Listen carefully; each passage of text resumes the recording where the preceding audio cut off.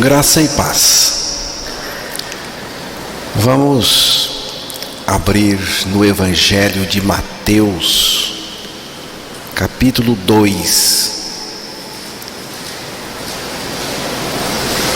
do versículo 1 até o versículo 12. Vamos ouvir a leitura deste texto da Palavra de Deus. Tendo Jesus nascido em Belém da Judéia, em dias do rei Herodes, eis que vieram uns magos do Oriente a Jerusalém e perguntavam: onde está o recém-nascido rei dos judeus? Porque vimos a sua estrela no Oriente e viemos para adorá-lo. Tendo ouvido isso, alarmou-se o rei Herodes e com ele toda a Jerusalém. Então, convocando todos os principais sacerdotes e escribas do povo, indagava deles onde o Cristo deveria nascer. Em Belém da Judéia, responderam eles, porque assim está escrito por intermédio do profeta: e tu, Belém, terra de Judá, não és de modo algum a menor entre as principais de Judá, porque de ti sairá o guia que há de apacentar o meu povo Israel. Com isso, Herodes, tendo chamado secretamente os magos, inquiriu deles com precisão quanto ao tempo em que a estrela aparecera. E enviando-os a Belém, disse-lhes: ide, informai-vos cuidadosamente a respeito do menino, e quando o tiverdes encontrado, avisai-me para eu também ir a adorá-lo. Depois de ouvirem o rei, partiram, e eis que a estrela que viram no Oriente os precedia, até que chegando parou sobre onde estava o menino. E vendo eles a estrela, alegremente, com grande e intenso júbilo, entrando na casa, viram um menino com Maria, sua mãe. Prostrando-se, o adoraram, e abrindo seus tesouros, entregaram-lhe suas ofertas: ouro, incenso e mirra. Sendo por divina advertência prevenidos em sonho para não voltarem à presença de Herodes, regressaram por outro caminho à sua terra. Que Deus revele a sua palavra aos nossos corações. Este texto, ele fala do nascimento de Jesus Cristo, e me chama muito a atenção. E é um texto que fala da adoração. A adoração é o centro da nossa manifestação diante de Deus. E aqui nós vemos uma adoração radical, uma adoração tremenda aqui, o que esses sábios fizeram. Eis que uns sábios, não sei quantos, se 2, pode ser 3, um grupo, quantos não sabemos. Aqui diz: uns sábios vieram do Oriente a Jerusalém, dizendo: onde está aquele que é nascido rei dos judeus? Porque vimos a sua estrela no Oriente e viemos adorá-lo. Os sábios vieram de longe, possivelmente da Babilônia ou da Pérsia. De alguma forma, Deus falou com esses sábios e eles creram naquilo que Deus falou. Eles creram na revelação de Deus acerca de Cristo, pois eles disseram: viemos adorá-lo. Eles viajaram cerca de 1000 quilômetros,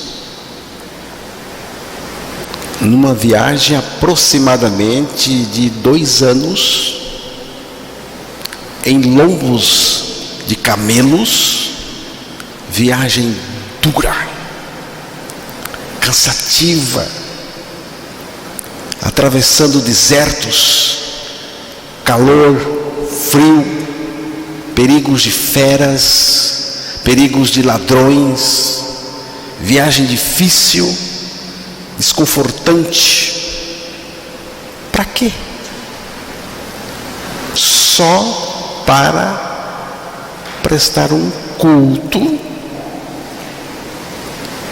um ato de adoração e voltar.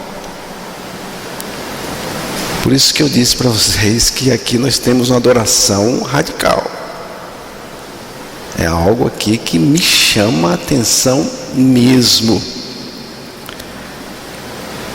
Não é muito radical o que eles fizeram?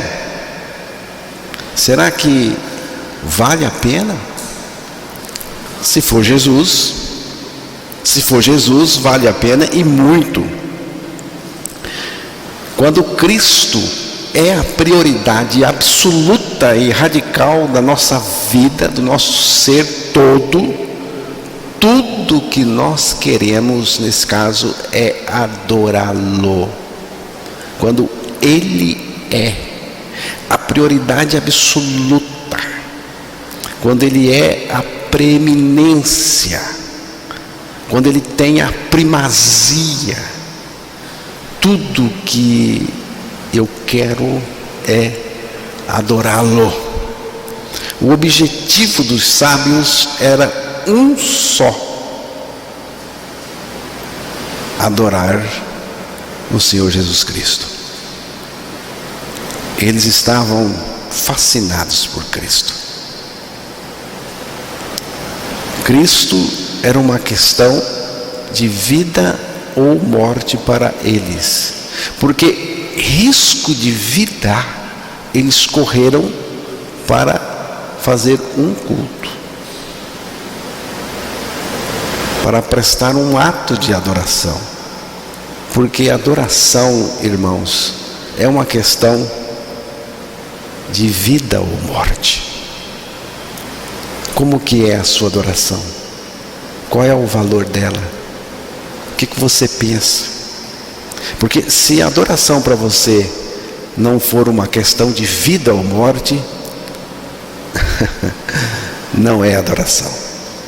Você não está adorando.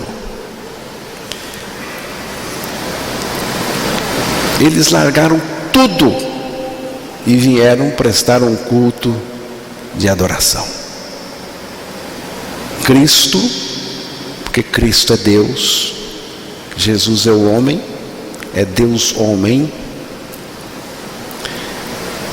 Cristo desceu da posição mais elevada para um estábulo e depois desceu mais, desceu até a cruz e ainda desceu, porque foi para a sepultura. Lá na cruz, Cristo fez a maior libertação que se tem notícia no universo. Ele foi crucificado, ele se deixou ser crucificado, mas ao ser crucificado, ele nos crucificou juntamente com ele, removendo de nós a iniquidade, o pecado, o velho homem, e ressuscitou para viver em nós. Ele ressuscitou por nós, para que nós fôssemos ressuscitados juntamente com ele, e a partir disso, da ressurreição com Cristo, ele está em nós, vivendo a vida dele, que é uma vida, eu sempre digo, justa e santa. É o viver de Cristo. Só então, quando a vida de Cristo está em nós, só então lhe prestaremos uma adoração verdadeira, em espírito, uma adoração livre, descontraída, alegre e santa. Em cima deste texto, que fala dos sábios, que fala da adoração, eu quero deixar com os irmãos alguns pontos importantes sobre a adoração. Vou deixar com os irmãos alguns pontos que são pontos importantes a respeito da nossa adoração. E o primeiro é o seguinte: a visão daquilo que Deus revela é o primeiro passo para uma adoração verdadeira, genuína. E perguntavam: onde está o recém-nascido, rei dos judeus? Porque vimos a sua estrela no Oriente e viemos para adorá-lo. Tendo ouvido isso, alarmou-se o rei Herodes. O rei ficou alarmado, assustado, e com ele toda Jerusalém. Foi um reboliço que isso causou. O senso profundo e radical de adoração daqueles homens causaram um reboliço na cidade inteira.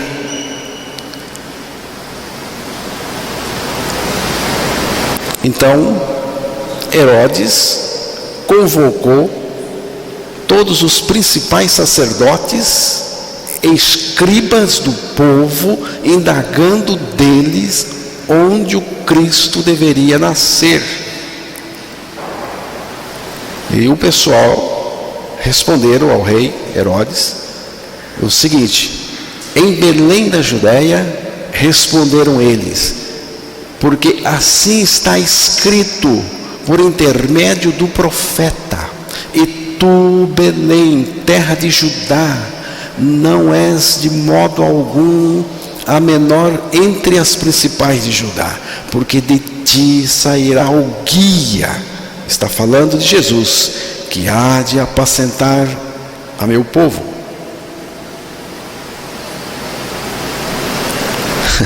Você vê, isto aqui é religião.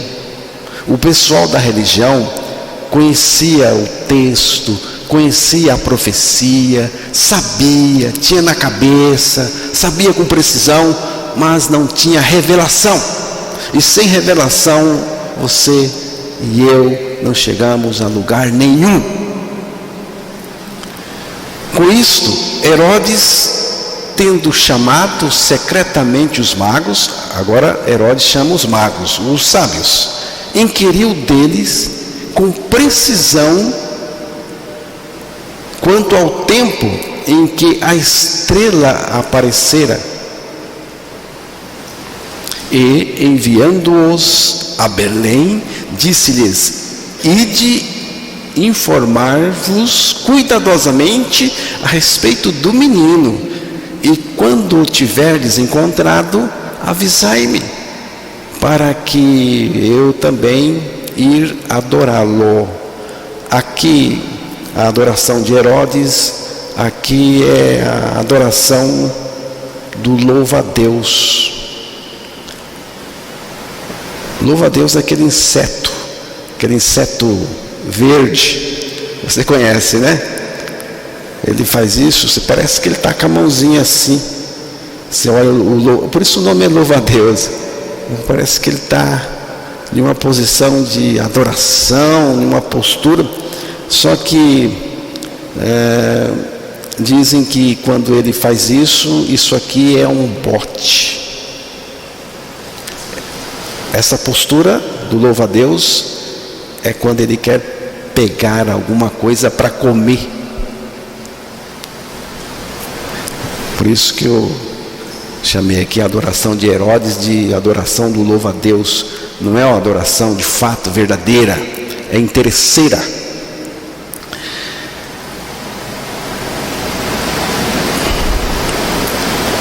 Depois de ouvirem o rei, os sábios partiram, e eis que a estrela que viram no oriente os precedia, até que, chegando, parou sobre onde estava o menino.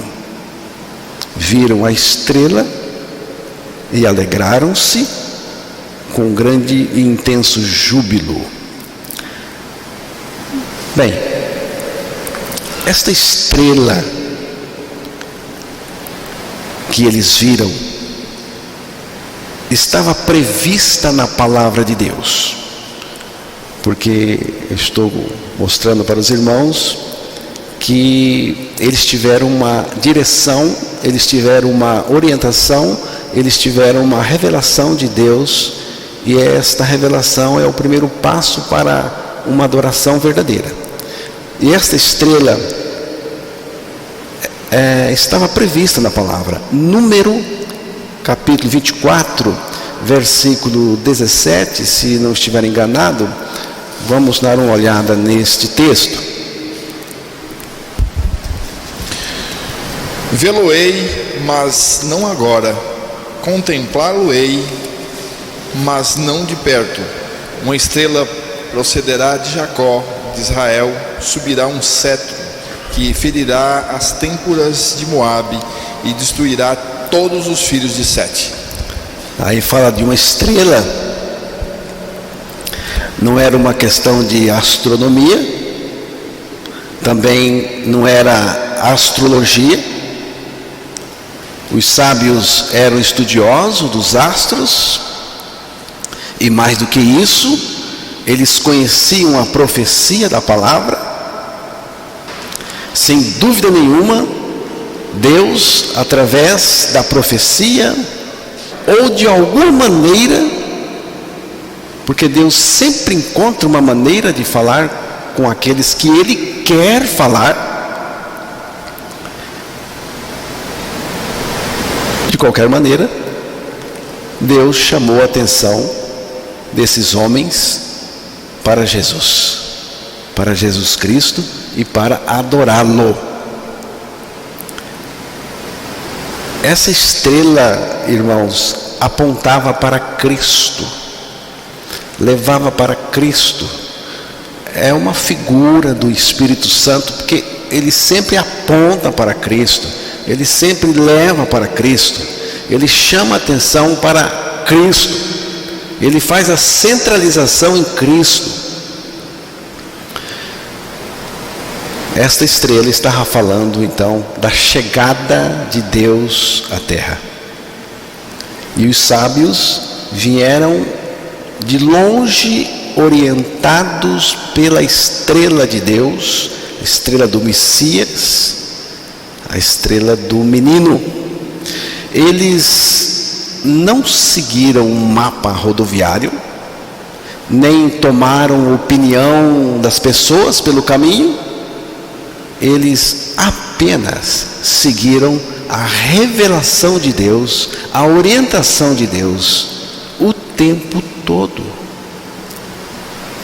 Como é importante a gente ficar em cima da palavra de Deus, em cima daquilo que Deus disse, e não se afastar daí por nada.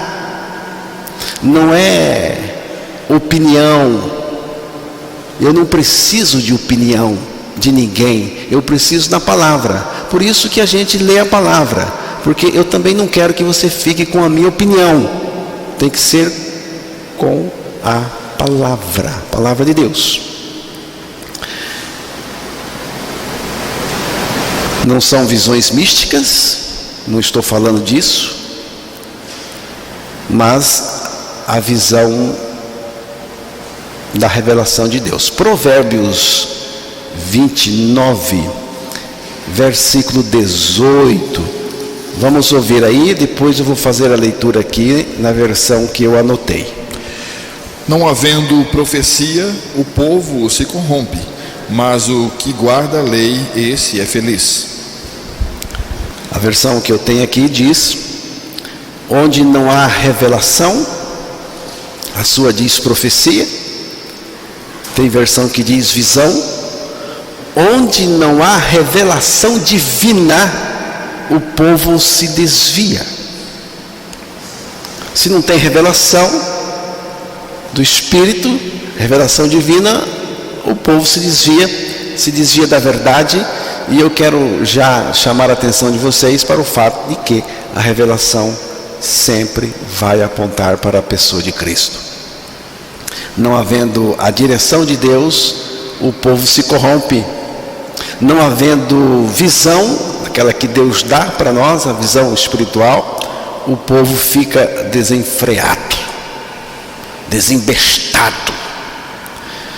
Onde não há revelação da parte de Deus, as pessoas não compreendem e a confusão é certa. Eu só posso conhecer Deus se Ele se revelar a mim. Se eu não tenho revelação de Deus, se eu não tenho a revelação da palavra de Deus para o meu coração, tudo que eu vou criar é bagunça. A minha vida vai ser uma bagunça. Eu vou criar confusão para mim mesmo, para o grupo, para a igreja, para as pessoas ao meu redor, se não tem a revelação do Senhor. Fazer coisas sem a revelação da parte de Deus, o resultado é uma bagunça. Sem a revelação de Deus, você e eu não temos a menor chance de entrar na realidade espiritual. Eu só consigo entrar na realidade espiritual se eu ganhar a revelação, se Deus me mostrar. Eu passei muitos anos lendo a palavra. Eu lia Romanos 6,6, mas não entendia. Eu lia Gálatas 2,20, que lá diz: estou crucificado com Cristo. Não entendia nada. O que significa isto? Cristo me atraiu a si. Então Deus revela, Deus mostra, Deus faz a gente entrar na realidade, na esfera espiritual. É preciso conhecer o Deus encarnado, crucificado e ressurreto. Porque este Deus encarnado, que é Jesus Cristo, crucificado e ressurreto, Ele me fez compartilhado em sua morte e também em sua ressurreição. Deus, em sua sabedoria, irmãos, fez com que a morte de Jesus fosse a minha, porque eu é que sou pecador. É o pecador que tem que morrer. O salário do pecado é a morte. A alma que pecar, essa morrerá. Cada um morrerá pela sua iniquidade.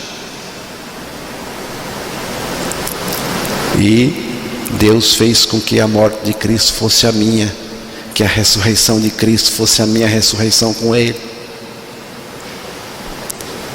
Isto só Deus mesmo pode fazer.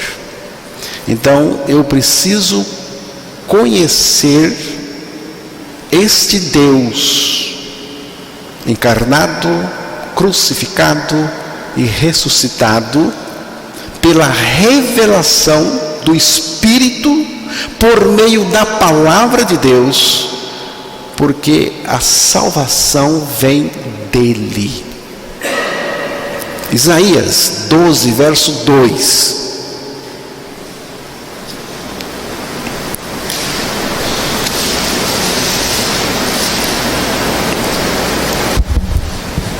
Eis que Deus é a minha salvação, confiarei e não temerei, porque o Senhor Deus é a minha força e o meu cântico, Ele se tornou a minha salvação.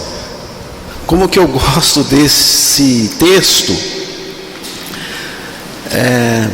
Vamos entender aí. Aí diz: Deus é a minha salvação. O profeta hebreu diz que Deus é a minha salvação. E diz mais, aí no texto, diz mais. Deus é a minha salvação, e depois diz, Ele se tornou a minha salvação, porque esse se tornou a salvação é a obra da cruz, quando Cristo morreu lá. Agora, o importante notar é que Ele é a salvação. Você está notando, você está percebendo que a salvação não é um conceito, não é um conceito doutrinário, não é isso. A salvação é uma pessoa.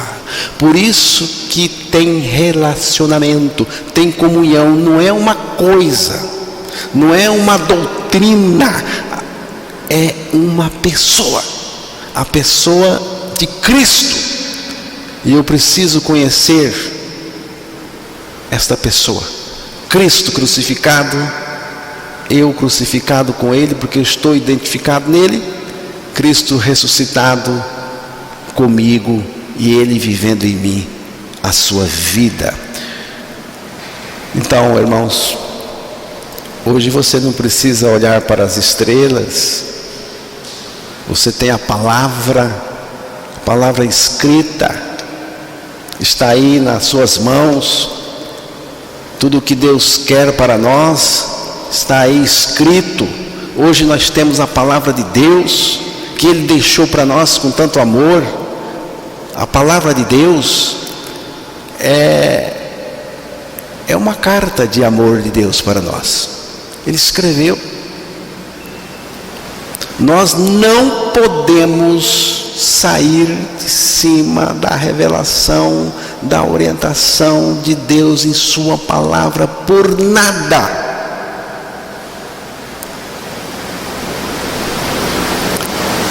Como os trilhos estão para o trem, a palavra de Deus está para o meu coração. Se o trem sai do trilho, Valdir, o que acontece?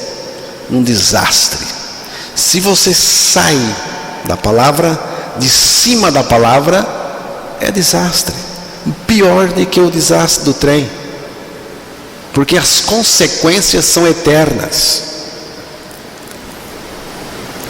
Nos Estados Unidos se faz competição de tudo, eles gostam disso. E lá tem a corrida do porco. Corrida do porco. E um fazendeiro, participante da competição, treinava os seus porcos na sua fazenda. Ele tinha um método, ele batia com uma vara num tronco, em uma madeira, chamando os porcos.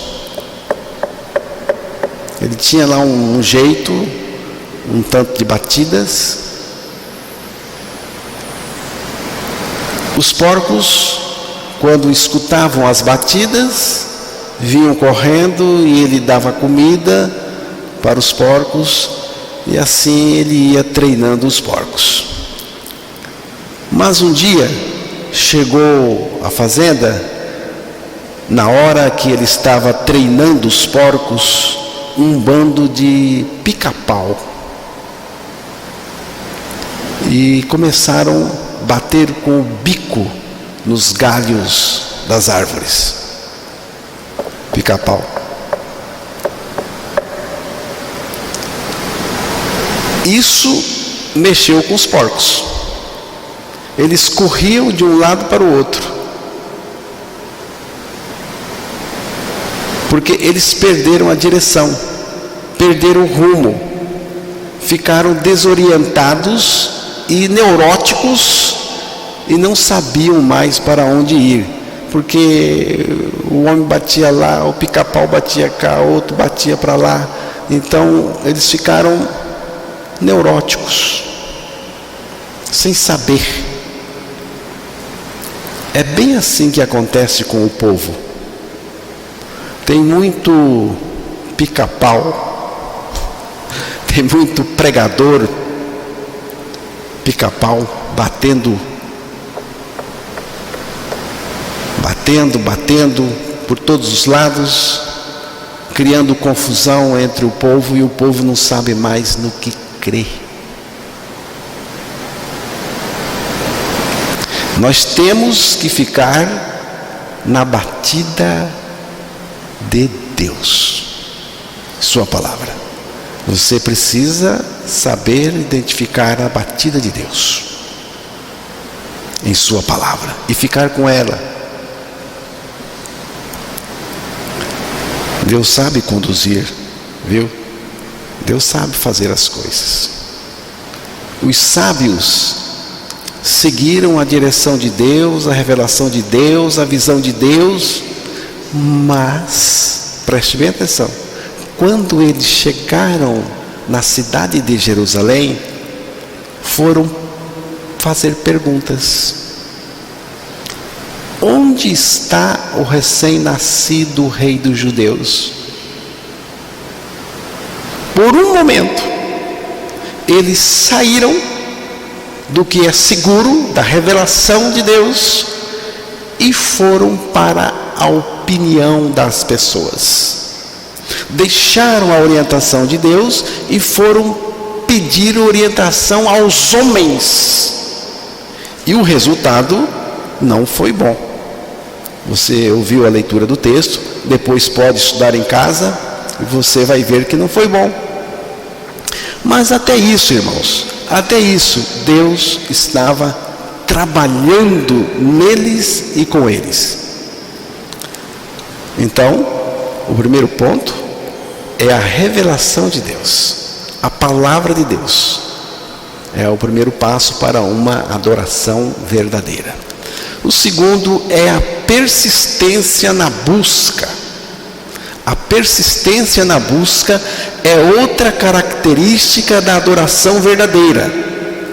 Veja, eles caminharam cerca de 2 anos,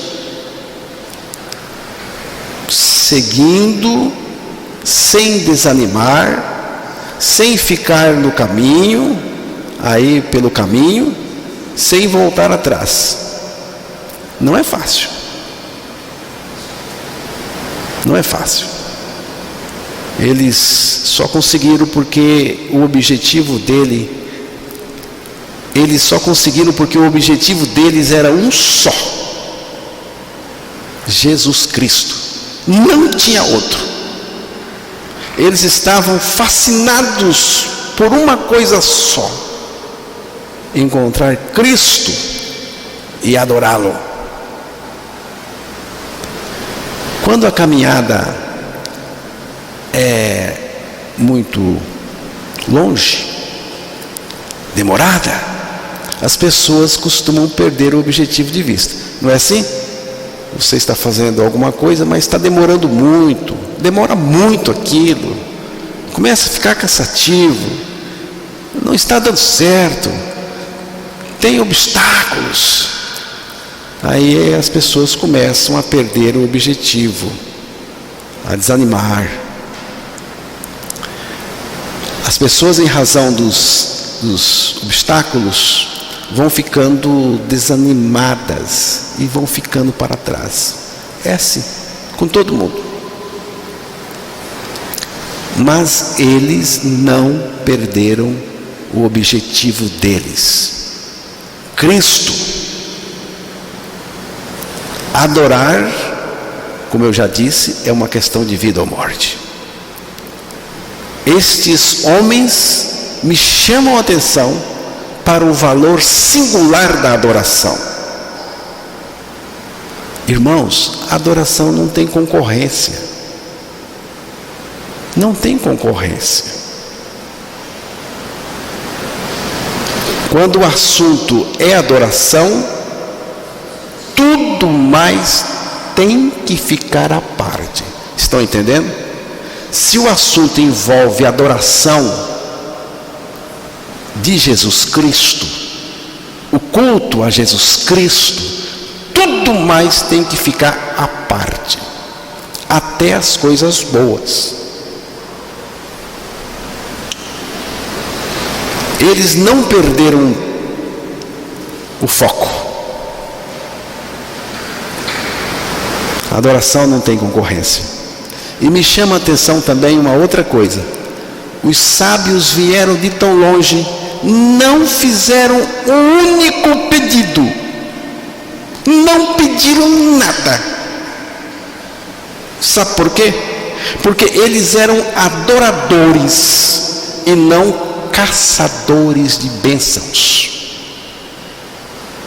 Então você não crê que Deus abençoa? Lógico. Você sabe por que Deus nos abençoa?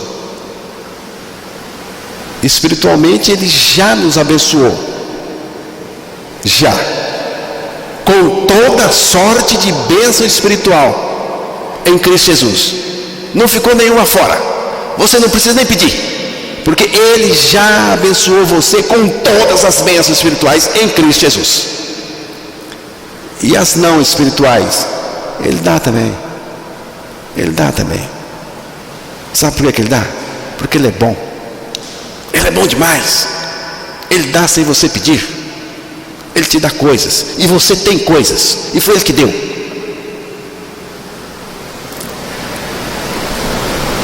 Mas quando eu estou diante dele, eu não estou lá para pedir, eu estou para adorar.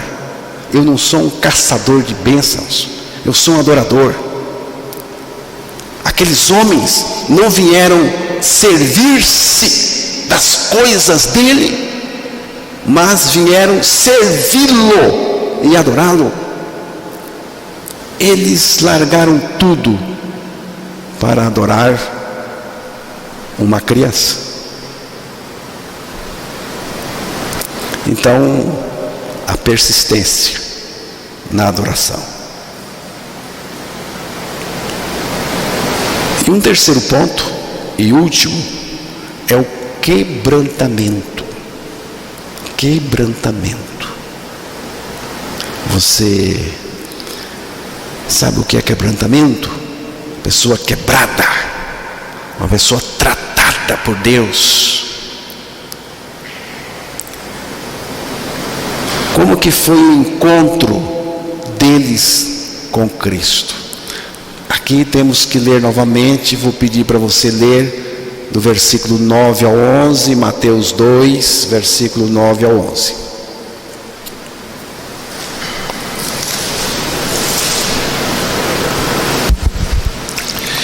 Depois de ouvirem o rei, partiram, e eis que a estrela que viram no oriente os precedia, até que chegando parou sobre onde estava o menino. E vendo eles a estrela, alegraram-se com grande e intenso júbilo. Entrando na casa, viram o menino com Maria, sua mãe. Prostrando-se, o adoraram, e abrindo seus tesouros, entregaram-lhe suas ofertas: ouro, incenso e mirra. Veja que coisa maravilhosa. Nesse ponto, os sábios voltaram para a revelação de Deus, porque eles saíram e olharam, lá estava a estrela diante deles. andando, e eles seguiram. E diz aí que eles se alegraram porque viram novamente a direção de Deus. E diz o texto que a estrela foi e parou na frente, sobre a casa onde o menino estava, como que se dizendo: é aí, ele está aí. O GPS deles era a estrela, e esta estrela estava apontando para Cristo, e fala também do Espírito Santo. Diz o texto que eles entraram na casa, viram o menino com Maria, sua mãe. Presta atenção agora, por favor. Prostrando-se, o adoraram. Não pediram nada. Ô Senhor, cura fulano. Ô Senhor, me dá isso. Ô Senhor, faz isso. Não teve isso aqui. Prostrando-se, o adoraram, e abrindo seus tesouros, entregaram-lhe suas ofertas, ouro, incenso e mirra. Irmãos, eu quando olho isto aqui está um culto tão singelo, aqui tem uma singeleza, nada sofisticado. Você não está vendo aqui nada sofisticado, nenhum louvorzão, ninguém se exibindo, querendo se aparecer, nada disso. Vemos homens ajoelhados, com o rosto em terra, homens com a cara no pó, porque pó é o que somos, ali diante de um menino. Mas lembre-se que esse menino é também Deus forte, Pai da eternidade e Príncipe da paz. Ele é Deus. Curvaram-se para adorá-lo. Isto é quebrantamento.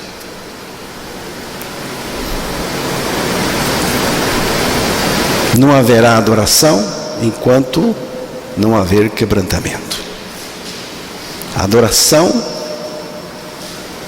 é o lugar de gente que se curva até topar o chão, a cara no chão, no pó. Na adoração, eu preciso saber quem eu sou e quem Ele é. Eu não sou nada, Ele é tudo em mim.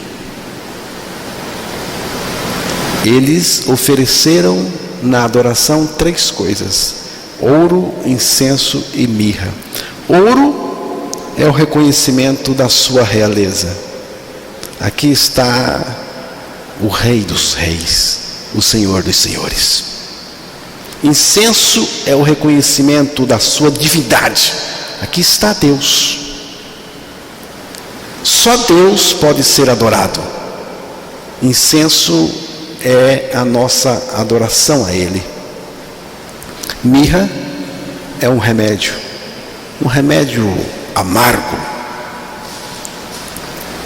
e fala do sofrimento dele e da morte dele, e os sábios também reconheceram isso. Você vê que a revelação que eles tinham era uma revelação tremenda. É o reconhecimento do seu sofrimento e morte na cruz que nos traz a cura espiritual, porque carregando Ele mesmo em seu corpo os nossos pecados, para que nós mortos, agora é eu morto, nós mortos aos pecados, pudéssemos viver para a justiça. Pelas suas feridas, lá no texto diz: fostes sarados. Mas eu digo, fui sarado. Porque creio na palavra, porque é uma cura espiritual.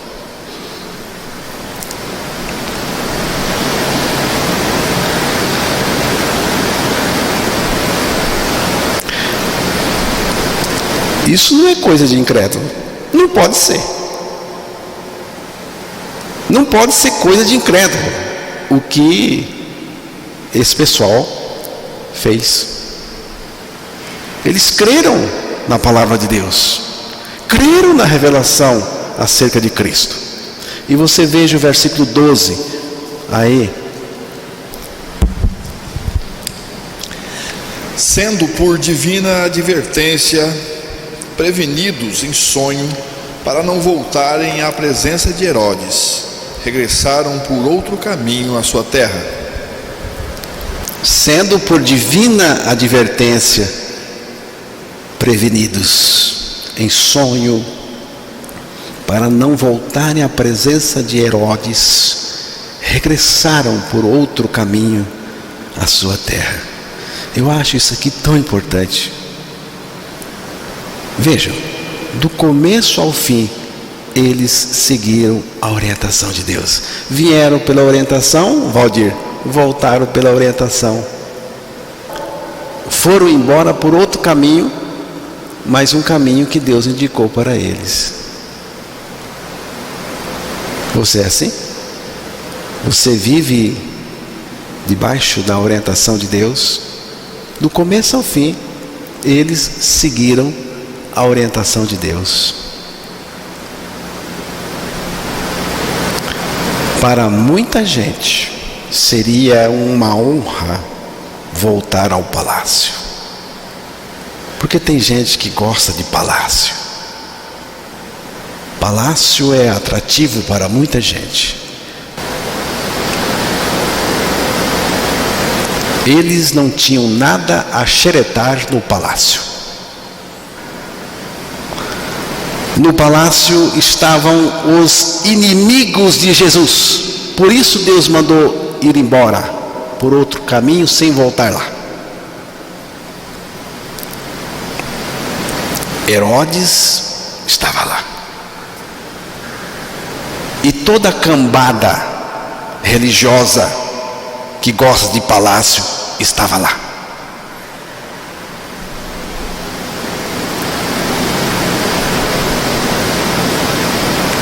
O Congresso tem a tendência de ir contra Cristo,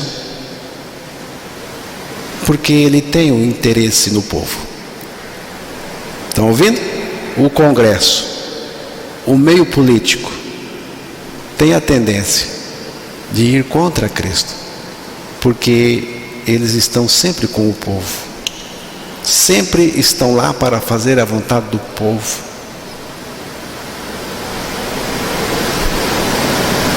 Aí você decide. Eles foram convidados por Herodes, mas Deus não queria que eles voltassem lá. Que honra, hein? O grande rei Herodes, Herodes o grande, me convidou, mas Deus não quer. Então eu fico com aquele que é maior. Deus cuida da nossa vida, da nossa chegada. Deus cuida de tudo. Irmãos, prestem bem atenção. Deus cuida da nossa saída e cuida também da nossa chegada. Foi assim com os sábios. É assim com você. É assim comigo. Ele sempre indica o caminho a tomar. Não tenha dúvida disso. Ele sempre vai indicar a você o caminho a tomar. Por isso, devemos dar graças a Deus por tudo que acontece conosco. Exatamente tudo. Até aquilo que você não quer dar graças porque é um negócio desagradável, você tem que dar graças a Deus por tudo.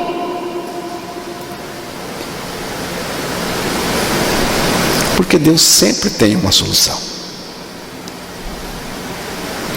Às vezes, irmãos, a gente não percebe as advertências de Deus, nos prevenindo, e ficamos aborrecidos.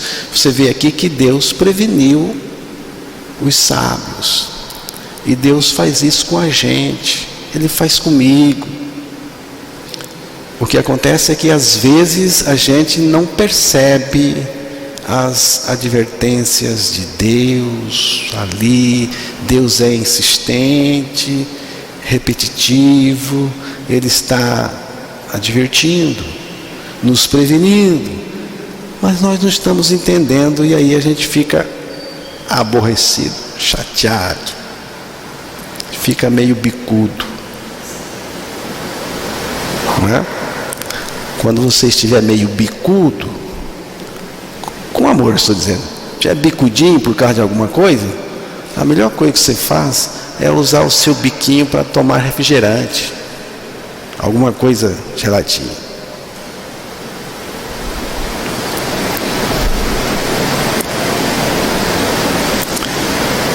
Mas não deveríamos ficar aborrecidos, porque o que importa é se estamos indo pelo caminho que Ele está indicando. Entenderam? Se Deus está indicando para você um caminho, vá. Mas e as opiniões? Esqueça as opiniões das pessoas. Mas o que vão dizer? Esqueça, meu irmão. Se Deus está indicando, vá. Vá. Não importa as circunstâncias contrárias que vão nos envolver, mas ficarmos na orientação e direção de Deus. Nós sabemos adorar? Você sabe? Eu peço a Deus me ensinar a adorar. Normalmente as nossas orações são mais voltadas para os nossos próprios interesses e necessidades pessoais do que para adorar.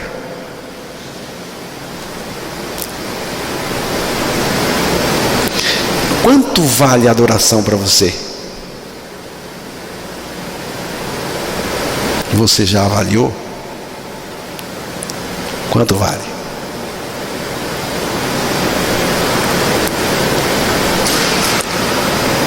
Adorar é o maior privilégio que alguém pode ter na terra e no céu, tanto no coletivo como no particular.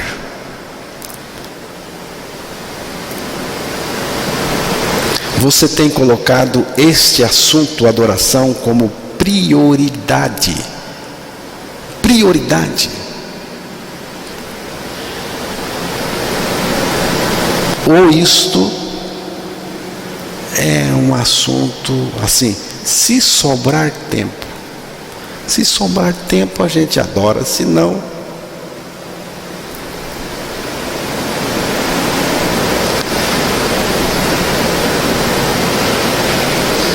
que Deus, pela sua misericórdia, trate conosco. Quando eu digo trate conosco, é tratar comigo. Trata comigo primeiro. Eu preciso, tá? Eu preciso muito que Deus trate comigo para que eu possa adorar em espírito e verdade.